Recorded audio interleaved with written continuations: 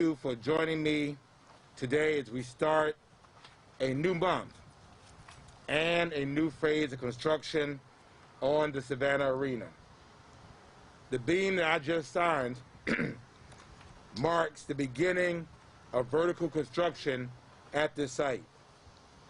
Savannians will start to see the arena take shape in this next stage, which includes 3,100 tons of structural steel, 70,000 square feet of brick facade, and 120,000 square feet of roofing.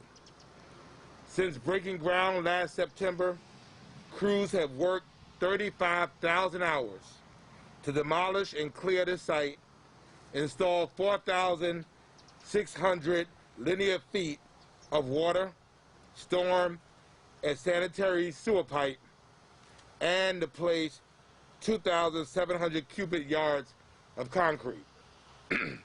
So while it was not very visible that things were happening above ground, there was certainly a bunch of things happening underground. 55 people are working here now, but as many as 225 to 250 workers will be needed by the end of next year. The council and I have made it abundantly clear that we recognize this project to be more than a building to host events. But this is a transformative project that will invigorate this local community and bridge the invisible gap that has existed for years between the west side and the downtown core. We expect Savannians, people residing in this area, our labor partners, and those returning from prisons and jails, and those who need job training, working on this project. We expect to see local businesses building their capacity on this project. We expect to see minority and women-owned businesses earning a fair share of this project.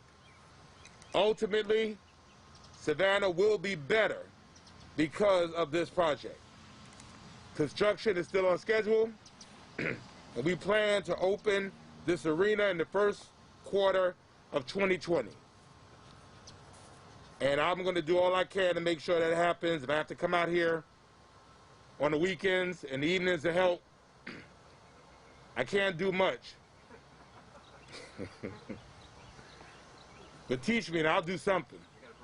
All right.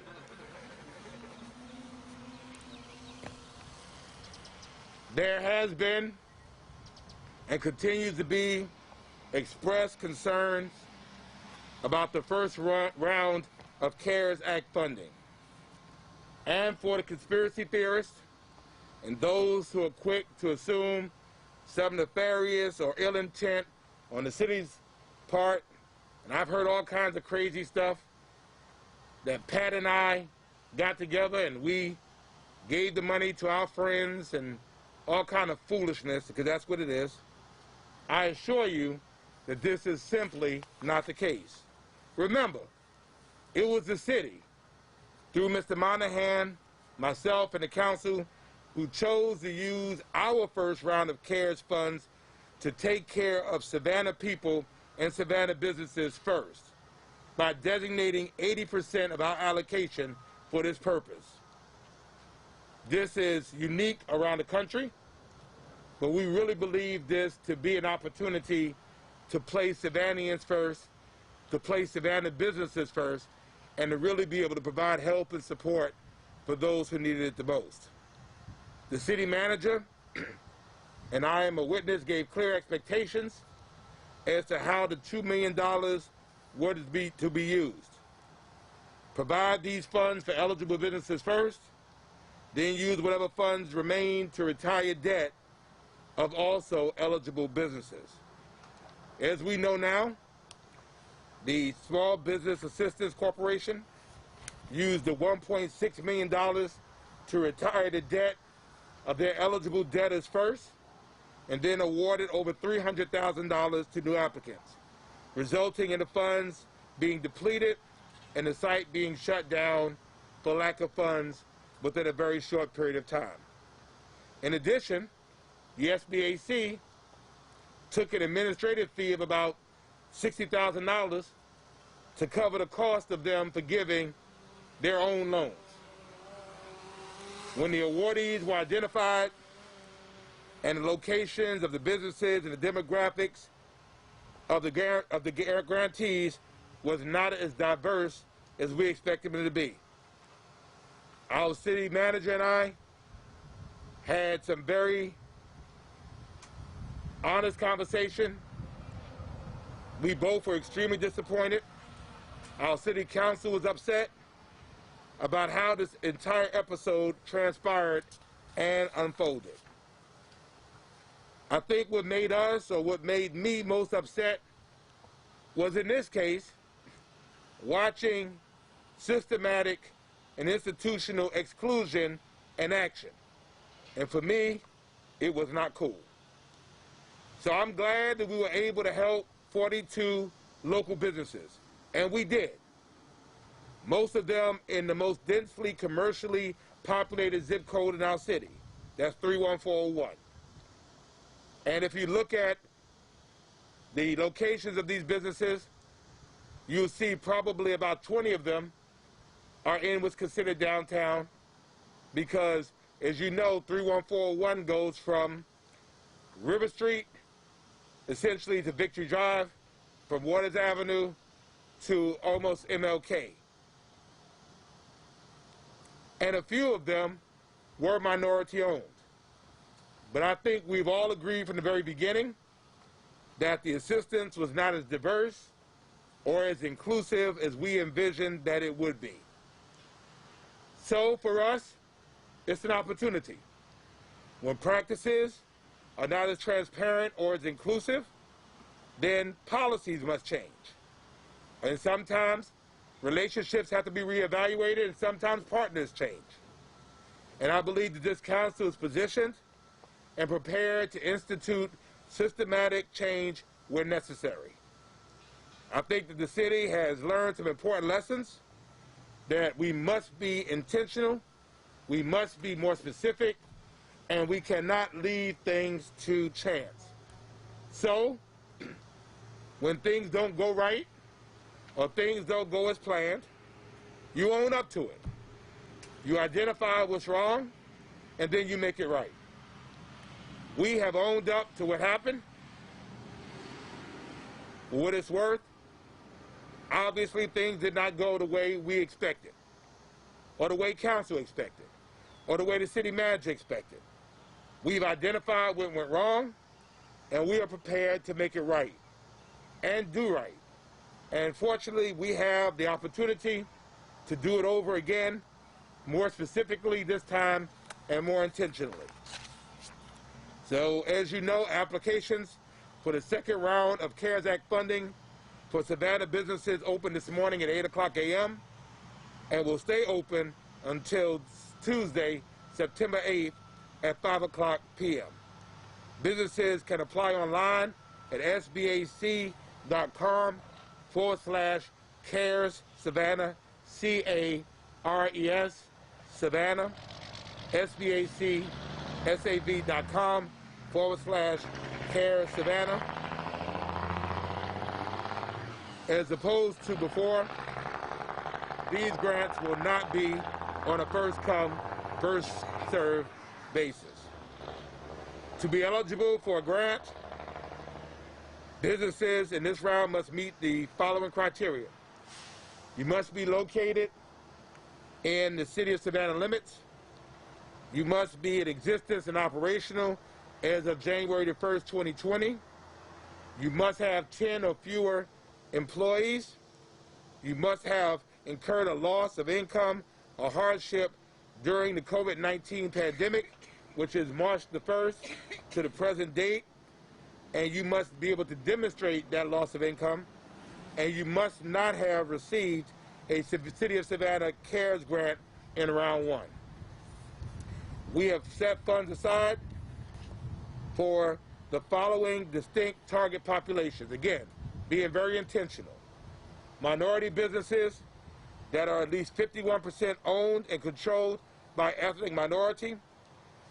2, businesses within neighborhood revitalization areas and community development block grant census tracts, such as this area.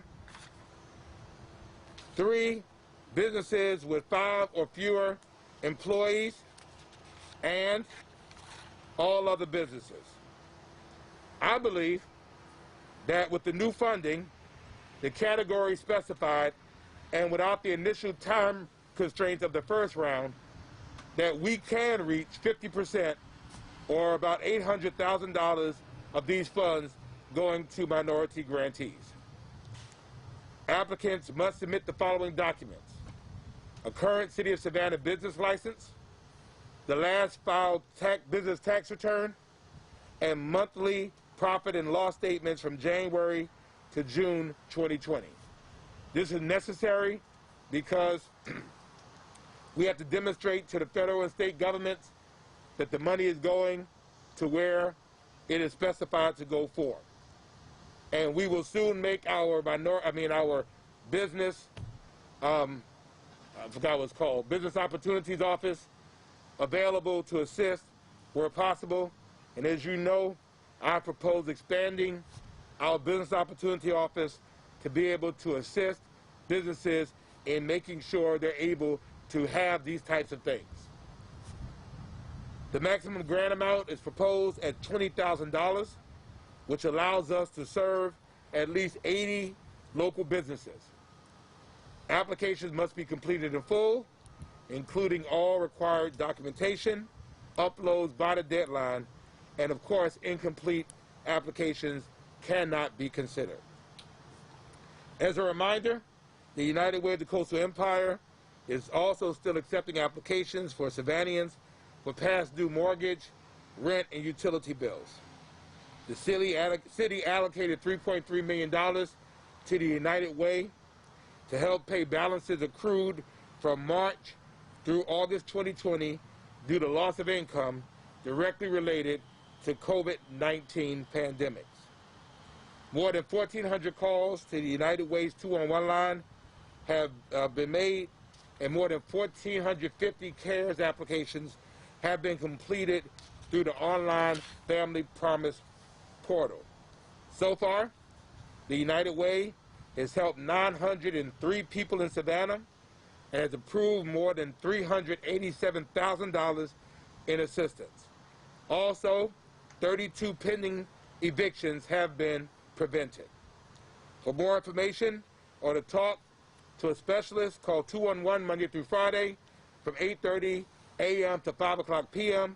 You can also apply online by going to savannahga.gov/CARES Act. Finally, well, almost finally, Coastal Health District data shows that Chatham County COVID-19 cases are trending down. We ended August with a daily average of new cases of 114 compared to 207 at the end of July. Chatham County's daily case rate per 100,000 and community transmission index are down from last week from 20 to 16 and from 337 to 255.7 respectively. These statistics have decreased every week since August the 10th. The positive test percentage is 9.8%, which is slightly up from last week. So we're getting a little better. Dr. Lawton Davis of the Coastal Health District has attributed our local mass ordinance issue to be the driving force behind these reductions. So this is good news. I'm glad to see Savannians wearing masks. We cannot give up. We cannot rest in our laurels and feel that it's time to live our best lives again. We have to keep this going until we are through it.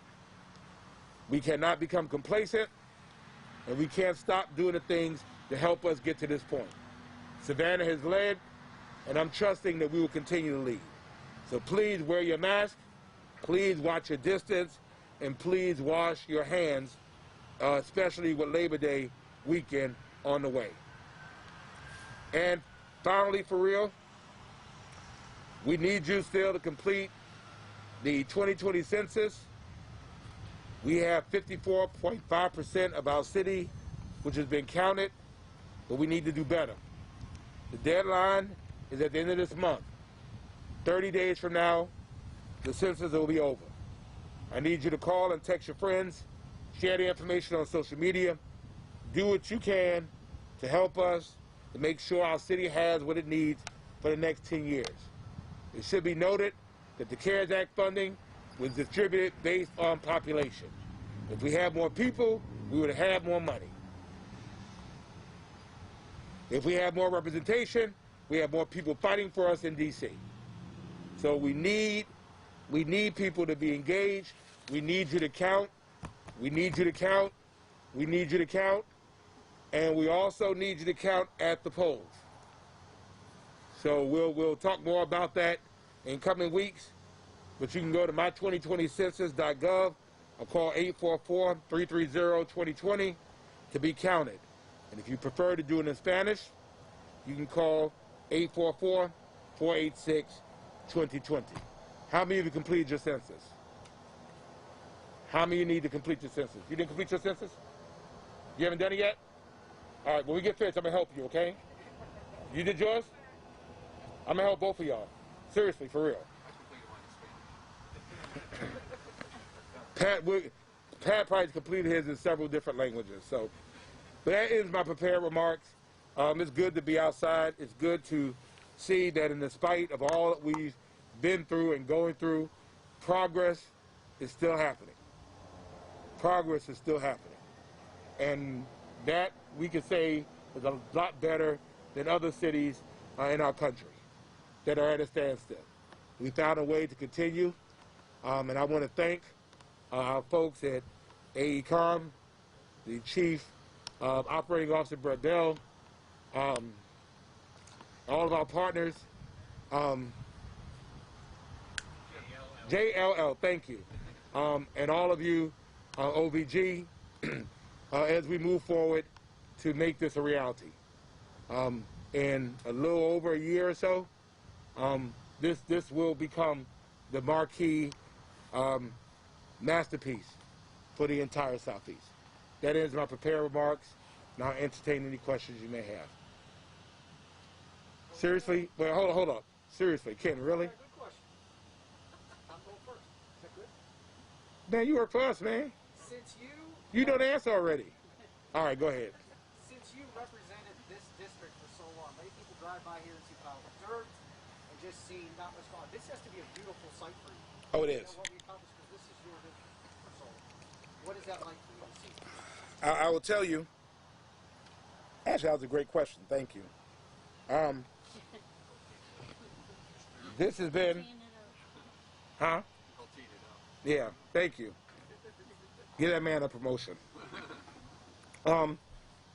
This has been a place of great debate, controversy, discussion for literally 20 years or so. And once things were happening here, it was almost like a butterfly in the cocoon. You didn't see much happening on the outside, but things were happening on the inside.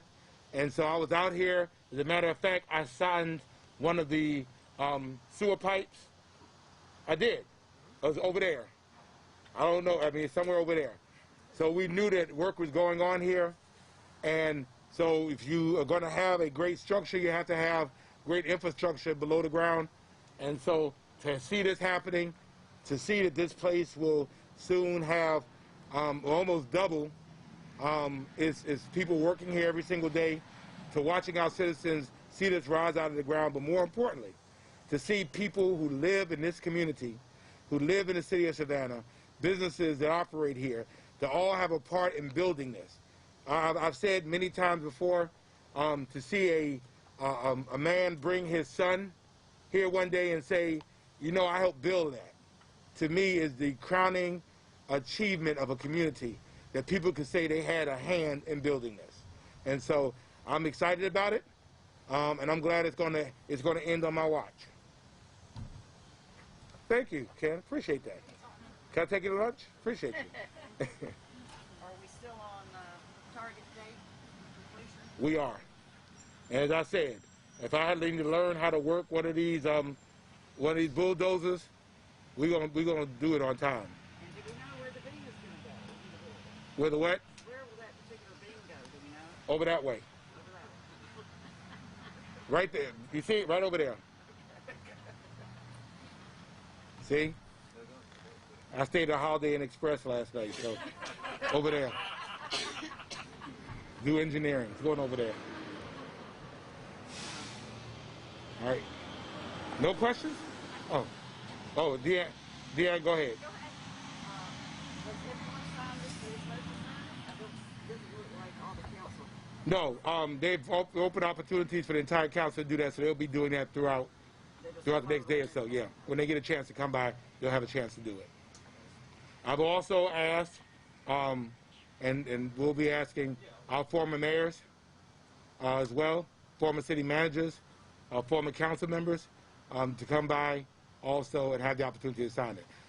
This is a project that has been over several administrations, and I do not want to be lost that a lot of people got us to this point. So I wanted many of our elected servants and people who had something to do with this to sign it as possible. Mr. Martin, have you signed it yet? Okay, he's going to sign it as well. Will you be attending Keisha Gibson Carter's press conference this afternoon? She's having it. Attending what? Are you going to attend Alderwoman Keisha Gibson Carter's press conference this afternoon that she's having regarding ethics complaints filed against her by other alderpersons? No. I mean, Having it at City Hall. why would I attend? I mean, I wasn't invited. I mean, do you have any comment on this whole situation? no, I mean, it doesn't really involve me. You know, I mean, I mean, we have stuff to do. We have work to do. This is an interesting time. And really, believe it or not, philosophically, it's not really unexpected. I said from the very beginning that there are 4 parts of the group formation process: forming, storming, norming, performing. The storming part actually is probably close to over, because in the storming process, norms are established. And so when norms are established, then people who are outside of those norms, you know, the group decides that. The power of the city of Savannah lies in the council. And I've known that nobody can do stuff by themselves. It has to deal with opportunities of building relationships. And so, you know, while it's unfortunate it's gotten to this part, you know, it's not unexpected. And so the council will be able to resolve their issues among themselves. And, you know, we can continue to get to work. As for myself, I'm trying very hard not to be distracted by what's going on. I suit up every day and I come to work. And so I recognize, and maybe I have the benefit because I've been doing this for a while, that at the end of the day, it's not about personalities. It's really about the work. And so I try very hard to carry myself with dignity, carry myself the way people would expect for me to do that. And so I have pledged, and hopefully I have treated every single council member that I care about personally and professionally with respect, regardless of how they treat me. How they treat me is none of my business. I have to be able to treat them in a way that's honorable and with respect, and I'll continue to do that. Good morning, Mr. Mayor. Good morning. A few questions, a couple going off of that. Do you know how often that an alderman, files a complaint against another alderman? Has that happened recently before? I cannot remember. This is my 17th year. I cannot remember that occurring. And again, I think the ethics certification from the GMA, I think might have occurred during my earlier years. I remember there being one a couple of years ago, but it was citizens and an alderman. So no, this is new. I mean, in a year of extraordinary things, more extraordinary things happen. And so, yeah, this is not ordinary. Thank you. And then, on Facebook there's been some complaints that the drama is kind of, stalling things getting done. I come to work every single day, and I'm working every single day. So I think that we're still meeting twice a month. We're still moving millions of dollars of projects.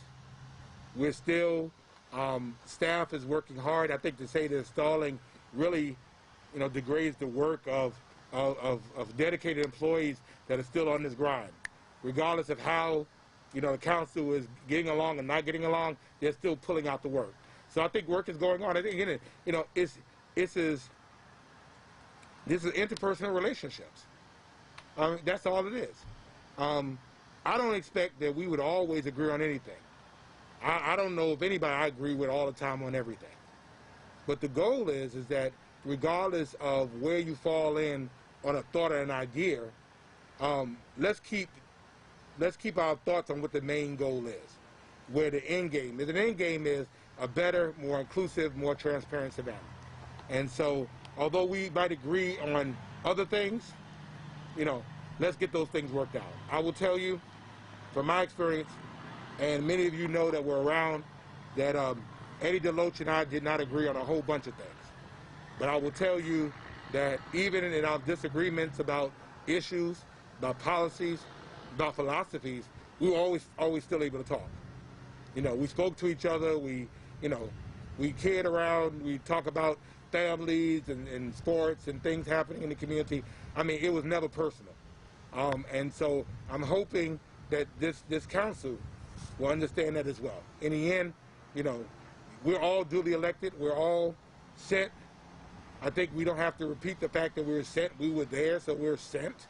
And so I think people are expecting us to be able to, be adults and work things out.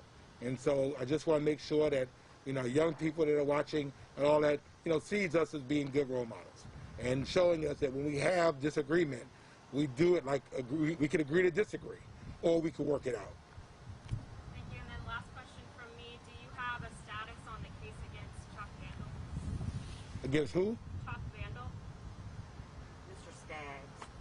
Oh, I do not. This was it was an issue, a matter, I think it's a police matter. And so, other than I know that he was charged, I don't know whether, I guess it would go to court, and, he would either be found guilty or not guilty. Thank you so much. Thank you. Emma? Good morning. Good morning. My question for you this morning, Mr. Mayor, is last time with the CARES Act funding, I know the application closed much earlier than anticipated. And with this time around, it not being a first-come, first-served basis, will that not be the case? Will it remain open until next Tuesday? Yes. And again, the goal is that right now, we don't have the money. We anticipate the money. But again, I think for us, let's be more intentional. And in being more intentional, we have a week, the applications come in, and now let's make sure that we're giving due consideration to make sure we're hitting those parts that we're talking about. So I think, again, you live, you learn. You don't do as well, you do better. And so I thank the city manager and the team, again, recognizing it. And I think we've been very clear. We should have been clearer before. But I think there was a time issue on hand, and we just expected that people would just do the right thing. That didn't necessarily happen. So we made that very clear, and we specify, and we will have more involvement to make sure that the process goes in the manner that we expect it to go. And one last thing, just for clarification purposes, how much money is it this time for businesses? 1.6 is the total pot. We're proposing $20,000 maximum for demonstrated loss per business, and the goal with that is this, because people will talk about the 50 or the 20. I mean, again, people don't automatically get 50 or 20. They have to demonstrate the loss. And so for us, if we capped it at 20, we can help about 80 businesses. If we capped it at 50, assuming everybody got 50, we're only helping 32 businesses. So you're talking about literally, a little less than 50 extra businesses that you can help. The goal is to be able to spread the impact. And again, I thank the manager and the team, to make sure that neighborhoods across the city get it. making sure that we're looking at micro businesses, making sure that we are looking specifically at minority-owned businesses, and then, again, general businesses are still not left out. So, you know, hindsight 2020, we should have done that in the beginning. It didn't happen. We're going to make it right. And again, this is money that really theoretically wasn't available at all. So in the end, because of this, the city businesses will still be better at $3.6 million rather than $2 million. So the city is made better by it. Do we know what criteria SBAC will use in evaluating all the applications since they're not doing first come? The criteria the criteria are laid out. But I mean, if you have several businesses that are That's why we're gonna make sure we're more involved in that. Again, when you know better, you do better. We're gonna be more intentional. We're gonna be more involved to again make sure that the process is fair. You know, and again, we know there's a lot of people out there, but then on the other end of it, there were people who were applying that didn't even have business licenses. So you weren't eligible in the first place, or you didn't have the required documentation. You were not going to be approved in the first place. Or businesses that were not even in the city of Savannah, and you were not eligible in the first place. So again, I think for us, you know, there was one business that was complaining to me and kind of found out they didn't even apply. It was just the fact they were mad that, you know, they said, well, they were going to apply later on in the week.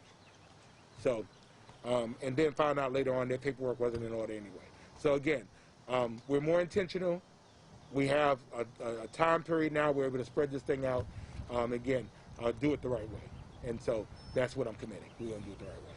Mr. Mayor, if you have businesses that already applied the last time and didn't get the funding, do they need to reapply, or are they still in the system per se? They're going to be asked to reapply. Okay. But I believe we have those names of who applied before. And I mean, I would ask that, you know, hey, if you're in the pipeline, that you should receive some first consideration. And I think it's only fair.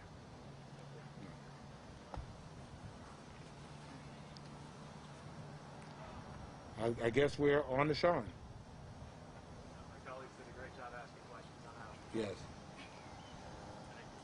You have no questions? Whoa. I feel like I should win a medal. I mean, I think you should ask a question. Okay, I got one. So the city's going to be more involved in reviewing the businesses that are approved for the by the SBAC? Making sure the process is right. And I think the other thing is this is important, is that, and people ask, why didn't the city do it itself? And I mean, it's a fair question. I think that there are some ethical issues in terms of gratuities or favor if the city is the one doing that, which is why we contracted with a partner to be able to do that. And so I think that we can help oversee that process. Again, make sure the rationale is fair. And I think the city manager is making sure that we're going to be more engaged in this to make sure we get the results that we want. And that is that this money is helping all across the city. So you'll have the final say-so in the list that the SBAC presents? I don't think we would have the final say-so, but we want to make sure that the process is appropriate. If you have a good process, you'll get a good outcome. And again, creating those categories also creates the opportunity to make sure that the money is going citywide and is getting to businesses that are all of our community. But again, because it's federal funds, these are not monies we can just say, here's your check and go have a good life. There are requirements. It has to be demonstrated, it has to be proven, and so you have to submit that paperwork. There. Have we come up? I mean, what is this with all these city employees asking me questions? I mean, I hope there's another T. Help me. He lives in the city of Savannah. He does. I am a constituent. Have we come up with a name for that big old thing yet? That one there? Yeah. Biggest one. Happy. It is called Savannah Strong. Yay! That's where you clap. Yay! Because if you look, if from any part, particularly over this neighborhood, of individuals who are been here for years, when you look up at the top of that, and you see it from really all around, you really see what is Savannah's future. And that is a future that is more inclusive, that's more transparent. And again, when you think about this in 2 years, and we're looking at this outstanding site, and in the development of the Canal District, you're talking about people doing better, you're talking about businesses doing better, you're talking about a community that has come together, and Savannah is better for it. So I don't know if we can find a big banner, but Savannah Strong, that's what it's called. Anything else? Well, Good morning. good morning. So for the timeline for this, does that just mean that in the first quarter of 2022 it's going to be the arena that's completed, or the entire surrounding areas of the canal district? This is only an arena project. So the Canal District is something right now that is, in theory, it doesn't totally exist, but we recognize that an arena in and of itself cannot support itself. You have to have stuff around it. So ultimately, beyond the arena being built, this entire area will be developed. And that's hence the arena district, and the Canal District, I'm sorry. That will have a variety of businesses and community opportunities here, and that's going to be the connecting piece. And you touched on this briefly, but how remarkable is it that during this time of COVID-19, you guys are still on time and within budget for this arena? Again, I think it's a testament to the willpower of a bunch of great people. AECOM and Hunt, JLL, our labor community, our partners, and city staff, Brad and those who've been working on it, city manager. Again, we have not slowed down. We've continued to work, and to the men and women who've come out here in the heat, in the middle of a pandemic, my thanks is to them. They're keeping this on project. When you have determined people, no task is too hard for them. And so I salute them and continue to salute them. They're going to deliver us this on time, and it's going to, again, be the most beautiful thing that has occurred in the Southeast in history. I'm excited about it. Anything else in all this heat? All right, well, may God bless you all. May God continue to bless Savannah. And let's remember, we are Savannah Strong.